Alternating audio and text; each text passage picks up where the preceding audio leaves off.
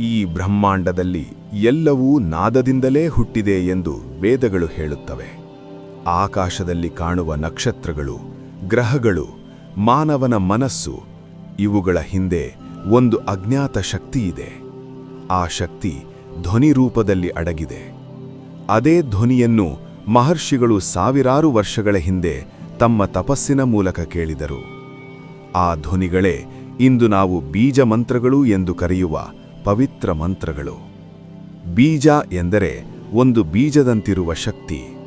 ಹಾಗೇ ಒಂದು ಚಿಕ್ಕ ಬೀಜದಲ್ಲಿ ದೊಡ್ಡ ಮರ ಅಡಗಿರುವಂತೆ ಒಂದು ಚಿಕ್ಕ ಬೀಜ ಮಂತ್ರದಲ್ಲಿ ಒಂದು ದೇವತೆಯ ಸಂಪೂರ್ಣ ಶಕ್ತಿ ಅಡಗಿರುತ್ತದೆ. ಈ ಮಂತ್ರಗಳು ಕೇವಲ ಪದಗಳಲ್ಲ, ಇವು ಬ್ರಹ್ಮಾಂಡದ ಮೂಲ ಕಂಪನಗಳು. ವೇದಗಳಲ್ಲಿ ಹೇಳಲಾಗಿದೆ, ಸೃಷ್ಟಿಯ ಆರಂಭದಲ್ಲಿ ಮೊದಲು ಹುಟ್ಟಿದ್ದು ಒಂದು ನಾದ. ಆ ನಾದವೇ ಓಂ. ಓಂ ಎನ್ನುವುದು ಕೇವಲ ಒಂದು ಶಬ್ದವಲ್ಲ, ಇದು ಬ್ರಹ್ಮಾಂಡದ ಹೃದಯದ ಸ್ಪಂದನೆ. ಪ್ರಾಚೀನ ಋಷಿಗಳು ಗಾಢ ಧ್ಯಾನದಲ್ಲಿದ್ದಾಗ ಅವರು ಬ್ರಹ್ಮಾಂಡದ ಆಂತರಿಕ ನಾದವನ್ನು ಕೇಳಿದರು. ಆ ನಾದದಿಂದ ಹೊರಬಂದವು ಅನೇಕ ಬೀಜಾಕ್ಷರಗಳು. ಹ್ರೀಂ, ಕ್ರೀಂ, ಶ್ರೀಂ, ಕ್ಲೀಂ, ಐಂ. ಈ ಅಕ್ಷರಗಳು ದೇವತೆಗಳ ಶಕ್ತಿಯ ಸಂಕೇತಗಳು. ಉದಾಹರಣೆಗೆ, ಶ್ರೀಂ ಎನ್ನುವ ಬೀಜಮಂತ್ರವನ್ನು ತೆಗೆದುಕೊಂಡರೆ ಇದು ಲಕ್ಷ್ಮೀದೇವಿಯ ಶಕ್ತಿ ಎಂದು ಹೇಳಲಾಗುತ್ತದೆ. ವೇದಗಳ ಪ್ರಕಾರ ಈ ಮಂತ್ರವನ್ನು ಭಕ್ತಿಯಿಂದ ಜಪಿಸಿದರೆ ಸಂಪತ್ತು ಮಾತ್ರವಲ್ಲ, ಮನಸ್ಸಿನ ಸಮೃದ್ಧಿಯೂ ದೊರೆಯುತ್ತದೆ. ಇನ್ನೊಂದು ಶಕ್ತಿಶಾಲಿ ಬೀಜಮಂತ್ರ ಕ್ರೀಂ. ಇದು ಕಾಳೀದೇವಿಯ ಶಕ್ತಿ. ಈ ಮಂತ್ರವನ್ನು ಅಜ್ಞಾನ ನಾಶಕ ಬೀಜ ಎಂದು ಕರೆಯುತ್ತಾರೆ. ಪುರಾಣಗಳಲ್ಲಿ ಹೇಳಲಾಗಿದೆ, ಒಮ್ಮೆ ಮಹರ್ಷಿಗಳು ಗಾಢ ತಪಸ್ಸಿನಲ್ಲಿದ್ದಾಗ ಅವರಿಗೊಂದು ಭಯಾನಕ ಆದರೆ ದಿವ್ಯವಾದ ಶಕ್ತಿ ಕಾಣಿಸಿತು. ಅದು ಕಾಳೀದೇವಿಯ ರೂಪ. ಆ ಸಮಯದಲ್ಲಿ ಅವರ ಹೃದಯದಲ್ಲಿ ಒಂದು ನಾದ ಮೂಡಿತು, ಅದೇ ಕ್ರೀಂ. ಈ ಮಂತ್ರವು ಅಂಧಕಾರವನ್ನು ದೂರ ಮಾಡಿ ಅಂತರಂಗದಲ್ಲಿರುವ ಭಯವನ್ನು ನಾಶ ಮಾಡುತ್ತದೆ ಎಂದು ನಂಬಲಾಗಿದೆ. ಇನ್ನೊಂದು ಅದ್ಭುತ ಬೀಜಮಂತ್ರ ಐಂ. ಇದು ಸರಸ್ವತೀದೇವಿಯ ಜ್ಞಾನ ಬೀಜ. ಹಳೆಯ ಗುರುಕುಲಗಳಲ್ಲಿ ವಿದ್ಯಾರ್ಥಿಗಳು ವಿದ್ಯಾಭ್ಯಾಸ ಆರಂಭಿಸುವ ಮೊದಲು ಈ ಮಂತ್ರವನ್ನು ಜಪಿಸುತ್ತಿದ್ದರು. ಯಾಕೆಂದರೆ ಈ ಮಂತ್ರವು ಮನಸ್ಸಿನ ಗೊಂದಲವನ್ನು ದೂರ ಮಾಡಿ ಜ್ಞಾನವನ್ನು ಬೆಳಗಿಸುತ್ತದೆ ಎಂದು ಹೇಳಲಾಗಿದೆ.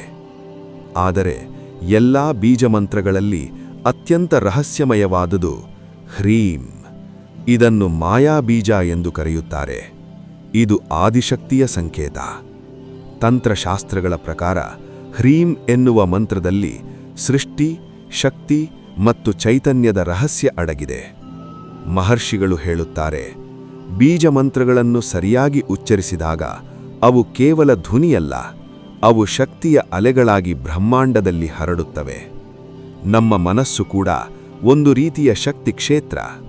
ಆದ್ದರಿಂದ ಸರಿಯಾದ ಭಕ್ತಿ ಮತ್ತು ಏಕಾಗ್ರತೆಯಿಂದ ಜಪ ಮಾಡಿದರೆ ಈ ಮಂತ್ರಗಳು ನಮ್ಮ ಮನಸ್ಸಿನ ಅಂತರಂಗವನ್ನು ಸ್ಪರ್ಶಿಸುತ್ತವೆ. ಆದರೆ ಇಲ್ಲಿ ಒಂದು ಮಹತ್ವದ ವಿಷಯವಿದೆ. ಪ್ರಾಚೀನ ಕಾಲದಲ್ಲಿ ಬೀಜಮಂತ್ರಗಳನ್ನು ಯಾವಾಗಲೂ ಗುರುವಿನ ಮಾರ್ಗದರ್ಶನದಲ್ಲಿ ಮಾತ್ರ ಉಪದೇಶ ಮಾಡಲಾಗುತ್ತಿತ್ತು. ಯಾಕೆಂದರೆ ಇವು ಸಾಮಾನ್ಯ ಪದಗಳಲ್ಲ, ಇವು ದೈವಿಕ ಶಕ್ತಿಯ ಬೀಗಡ ಕೀಲಿಗಳು. ಸರಿಯಾದ ರೀತಿಯಲ್ಲಿ ಜಪಿಸಿದರೆ ಇವು ಜೀವನದಲ್ಲಿ ಶಾಂತಿ ಮತ್ತು ಶಕ್ತಿ ಕೊಡುತ್ತವೆ. ಆದರೆ ತಪ್ಪಾಗಿ ಬಳಸಿದರೆ ಅವುಗಳ ಪರಿಣಾಮವನ್ನು ಅರ್ಥಮಾಡಿಕೊಳ್ಳಲು ಕಷ್ಟವಾಗಬಹುದು. ಆದ್ದರಿಂದ ವೇದಗಳು ಮತ್ತು ತಂತ್ರಶಾಸ್ತ್ರಗಳು ಹೇಳುವ ಒಂದು ಸಂದೇಶವಿದೆ. ಮಂತ್ರದ ಶಕ್ತಿ ಕೇವಲ ಪದದಲ್ಲಿಲ್ಲ, ಅದು ಭಕ್ತಿಯಲ್ಲಿದೆ, ಶುದ್ಧ ಮನಸ್ಸಿನಲ್ಲಿದೆ ಮತ್ತು ದೇವರ ಮೇಲಿನ ನಂಬಿಕೆಯಲ್ಲಿದೆ. ಇಂದು ಕೂಡ ಅನೇಕ ಸಾಧಕರು ಧ್ಯಾನದಲ್ಲಿ ಬೀಜಮಂತ್ರಗಳನ್ನು ಜಪಿಸುತ್ತಾರೆ. ಅವರು ಹೇಳುವ ಒಂದು ವಿಚಿತ್ರ ಅನುಭವವಿದೆ. ಕೆಲವೊಮ್ಮೆ ಗಾಢ ಧ್ಯಾನದಲ್ಲಿ ಮನಸ್ಸು ಸಂಪೂರ್ಣ ಶಾಂತವಾದಾಗ ಒಂದು ಸಣ್ಣ ನಾದ ಅಂತರಂಗದಲ್ಲಿ ಕೇಳಬಹುದು. ಆ ನಾದವೇ ಬ್ರಹ್ಮಾಂಡದ ಮೂಲನಾದ. ಅದೇ ಬೀಜಮಂತ್ರಗಳ ರಹಸ್ಯ. ಒಂದು ಚಿಕ್ಕ ಅಕ್ಷರ, ಆದರೆ ಅದರೊಳಗೆ ಅಡಗಿರುವ ಶಕ್ತಿ ಸಂಪೂರ್ಣ ಬ್ರಹ್ಮಾಂಡದಷ್ಟಿದೆ. ಸಾವಿರಾರು ವರ್ಷಗಳ ಹಿಂದೆ ಹಿಮಾಲಯದ ಅತ್ಯಂತ ಗಹನವಾದ ಪ್ರದೇಶಗಳಲ್ಲಿ ಒಂದು ವಿಚಿತ್ರ ಘಟನೆ ನಡೆಯಿತು ಎಂದು ಪುರಾಣಗಳು ಹೇಳುತ್ತವೆ. ಅಲ್ಲಿ ಕೆಲವು ಮಹರ್ಷಿಗಳು ಗಾಢ ಧ್ಯಾನದಲ್ಲಿ ಕುಳಿತಿದ್ದರು. ಹಿಮ ಪರ್ವತಗಳ ಮಧ್ಯದಲ್ಲಿ ಸಂಪೂರ್ಣ ನಿಶ್ಶಬ್ದತೆ. ಗಾಳಿ ಕೂಡ ನಿಧಾನವಾಗಿ ಮಾತ್ರ ಹರಿಯುತ್ತಿತ್ತು. ಆ ಸಮಯದಲ್ಲಿ ಒಬ್ಬ ಮಹರ್ಷಿಯ ಧ್ಯಾನದಲ್ಲಿ ಒಂದು ವಿಚಿತ್ರ ಅನುಭವ ಆರಂಭವಾಯಿತು. ಮೊದಲು ಅವನಿಗೆ ಒಂದು ಸಣ್ಣ ಧ್ವನಿ ಕೇಳಿಸಿತು. ಅದು ಸಾಮಾನ್ಯ ಶಬ್ದವಲ್ಲ, ಅದು ಬ್ರಹ್ಮಾಂಡದ ಒಳಗಿನಿಂದ ಬರುತ್ತಿರುವಂತೆ ಅನುಭವವಾಯಿತು. ಆ ಧ್ವನಿ ನಿಧಾನವಾಗಿ ಹೆಚ್ಚಾಯಿತು. ಅವನ ಹೃದಯದೊಳಗೆ ಒಂದು ಶಕ್ತಿ ಕಂಪಿಸುತ್ತಿರುವಂತೆ ಅನುಭವವಾಯಿತು. ಆ ಧ್ವನಿ ಏನು ಗೊತ್ತಾ? ಹ್ರೀಂ. ಆ ಒಂದು ಅಕ್ಷರ ಅವನ ಸಂಪೂರ್ಣ ಚೇತನವನ್ನು ಕಂಪಿಸಿತು. ಮಹರ್ಷಿಗಳು ನಂತರ ಹೇಳುತ್ತಾರೆ, ಬೀಜ ಮಂತ್ರಗಳು ಕೇವಲ ಮಂತ್ರಗಳಲ್ಲ, ಅವು ಬ್ರಹ್ಮಾಂಡದ ಮೂಲ ಕಂಪನಗಳು. ನಾವು ಕಣ್ಣುಗಳಿಂದ ನೋಡಲಾರದ ಒಂದು ದಿವ್ಯ ಶಕ್ತಿ. ಅದೇ ಶಕ್ತಿ ಈ ಬೀಜಾಕ್ಷರಗಳಲ್ಲಿ ಅಡಗಿದೆ. ರಹಸ್ಯ ಬೀಜ ಮಂತ್ರಗಳು. ತಂತ್ರ ಮತ್ತು ಆಗಮ ಗ್ರಂಥಗಳ ಪ್ರಕಾರ ಕೆಲವು ಬೀಜಮಂತ್ರಗಳು ತುಂಬ ಗುಪ್ತ.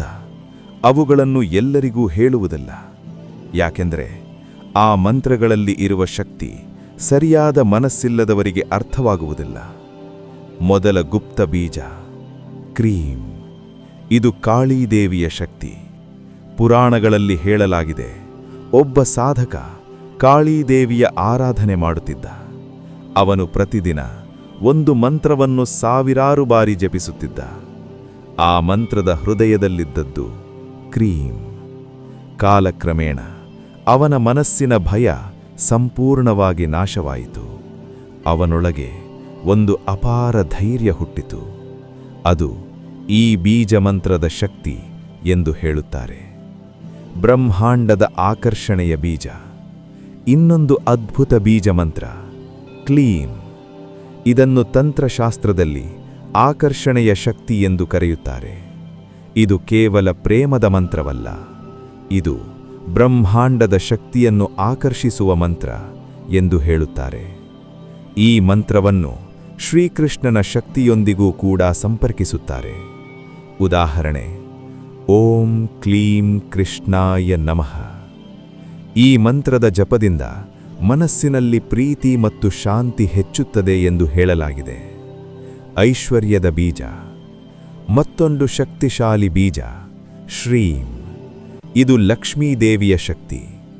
ವೇದಗಳು ಹೇಳುತ್ತವೆ, ಈ ಮಂತ್ರವು ಕೇವಲ ಹಣವಲ್ಲ, ಜೀವನದಲ್ಲಿ ಸಮೃದ್ಧಿ ಮತ್ತು ಸಂತೋಷ ತರುತ್ತದೆ. ಆದ್ದರಿಂದ ಅನೇಕ ಸಾಧಕರು ಈ ಮಂತ್ರವನ್ನು ಧ್ಯಾನದಲ್ಲಿ ಜಪಿಸುತ್ತಾರೆ. ಉದಾಹರಣೆ, ಓಂ ಶ್ರೀಂ ಮಹಾಲಕ್ಷ್ಮಿಯೈ ನಮಃ. ಬೀಜಮಂತ್ರಗಳ ಅತಿ ದೊಡ್ಡ ರಹಸ್ಯ. ಆದರೆ ಮಹರ್ಷಿಗಳು ಒಂದು ಮಾತು ಹೇಳುತ್ತಾರೆ, ಬೀಜಮಂತ್ರಗಳ ನಿಜವಾದ ಶಕ್ತಿ ಅಕ್ಷರಗಳಲ್ಲಿಲ್ಲ, ಅದು ಮನಸ್ಸಿನ ಶುದ್ಧತೆಯಲ್ಲಿದೆ. ಒಬ್ಬ ವ್ಯಕ್ತಿ ಸ್ವಾರ್ಥದಿಂದ ಮಂತ್ರ ಜಪಿಸಿದರೆ ಅದರ ಫಲ ಕಡಿಮೆ. ಆದರೆ ಭಕ್ತಿ ಮತ್ತು ಶುದ್ಧ ಮನಸ್ಸಿನಿಂದ ಜಪಿಸಿದರೆ ಆ ಮಂತ್ರ ಮನಸ್ಸಿನ ಆಳವನ್ನು ಸ್ಪರ್ಶಿಸುತ್ತದೆ. ಕೆಲವು ಸಾಧಕರು ಹೇಳುತ್ತಾರೆ, ಗಾಢ ಧ್ಯಾನದಲ್ಲಿ ಮನಸ್ಸು ಸಂಪೂರ್ಣ ಶಾಂತವಾದಾಗ ಒಂದು ವಿಚಿತ್ರ ಅನುಭವ ಬರುತ್ತದೆ. ಅವರು ಹೇಳುತ್ತಾರೆ, ಕೆಲವೊಮ್ಮೆ ಅವರ ಹೃದಯದೊಳಗೆ ಸ್ವಯಂ ಒಂದು ಮಂತ್ರಧ್ವನಿ ಕೇಳಿಸುತ್ತದೆ. ಆ ಧ್ವನಿ ಓಂ. ಅದು ಬ್ರಹ್ಮಾಂಡದ ಮೂಲ ನಾದ ಎಂದು ವೇದಗಳು ಹೇಳುತ್ತವೆ. ಅದೇ ನಾದದಿಂದ ಎಲ್ಲಾ ಬೀಜಮಂತ್ರಗಳು ಹುಟ್ಟಿವೆ. ಅಂತಿಮ ರಹಸ್ಯ. ಪ್ರಾಚೀನ ಗುರುಗಳು ಒಂದು ಗುಪ್ತ ಸಂದೇಶ ಕೊಟ್ಟಿದ್ದಾರೆ. ಬೀಜಮಂತ್ರಗಳು ದೇವತೆಗಳ ಶಕ್ತಿಯ ಬಾಗಿಲುಗಳು. ಆದರೆ ಆ ಬಾಗಿಲು ತೆರೆಯಲು 3 ಕೀಲಿಗಳು ಬೇಕು: ಭಕ್ತಿ, ಶುದ್ಧ ಮನಸ್ಸು ಮತ್ತು ನಂಬಿಕೆ. ಈ 3 ಇದ್ದಾಗ ಮಾತ್ರ ಬೀಜಮಂತ್ರಗಳ ನಿಜವಾದ ಶಕ್ತಿ ವ್ಯಕ್ತವಾಗುತ್ತದೆ. ಒಂದು ಚಿಕ್ಕ ಅಕ್ಷರ, ಆದರೆ ಅದರೊಳಗೆ ಅಡಗಿರುವ ಶಕ್ತಿ ಸಂಪೂರ್ಣ ಬ್ರಹ್ಮಾಂಡದಷ್ಟಿದೆ. ಅದೇ ಗುಪ್ತ ಬೀಜಮಂತ್ರಗಳ ರಹಸ್ಯ.